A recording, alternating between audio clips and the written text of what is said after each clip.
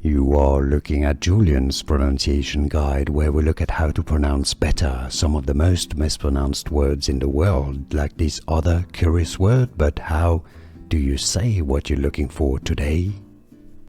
Let's learn once and for all how to pronounce those two words. They look somewhat similar, at least at the beginning, but they have a very different pronunciation, so let's break them down. If you want to learn more pronunciations in English, I'll have many more videos for you. Stay tuned. Sign. The verb is pronounced sign. A noun. Your bottom word on your screen is pronounced signal. Yes, the G is pronounced and is a hard G. Signal. Signal. Signal. So let's summarize.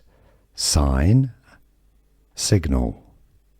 Sign versus signal. Can you pronounce those correctly? How to pronounce in English sign, signal pronunciation. Here are more videos on how to pronounce more confusing words and names too many mispronounced. Like this video if you found it useful. I appreciate your support. I'll see you soon and thanks for watching.